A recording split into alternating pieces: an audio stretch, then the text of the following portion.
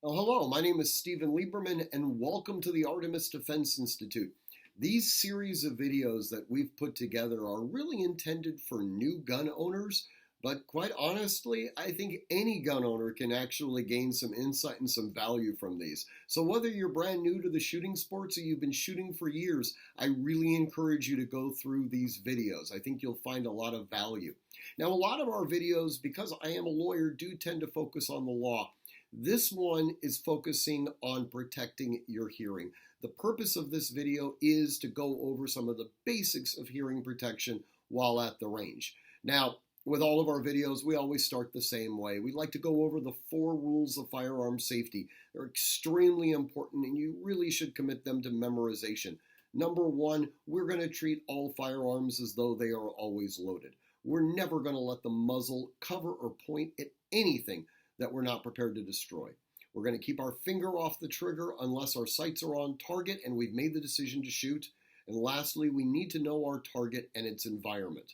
Now, since we are talking about hearing protection, one thing you do need to know, most ranges have rules regarding people at their premises wearing some form of hearing protection. It's not only good from the standpoint of the shop owners trying to limit its liability, it also is just simply good common sense.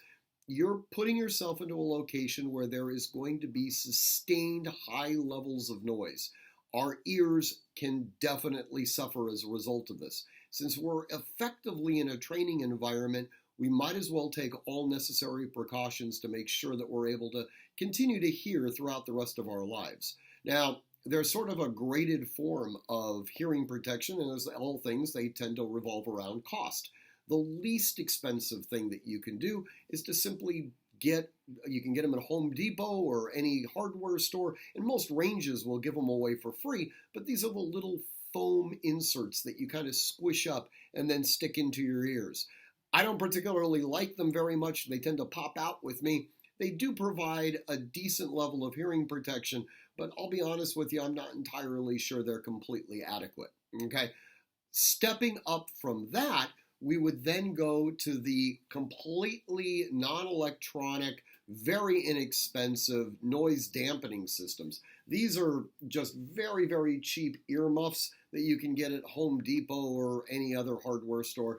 Again, they don't provide a tremendous level of hearing protection, certainly enough to be able to get you through a single day at the range. Although, if you are going to take these inexpensive units, I would definitely recommend that you wear these in conjunction with the little earpieces that you can kind of wedge into your ears. Now, moving on from that, we go to the customized inserts.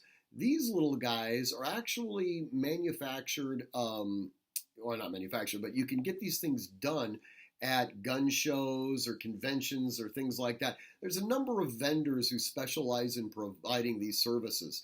Now, you can buy the same equipment online and try to do it yourself, though I'll be honest with you, it's a little complicated unless you have somebody assisting you. Basically, they inject a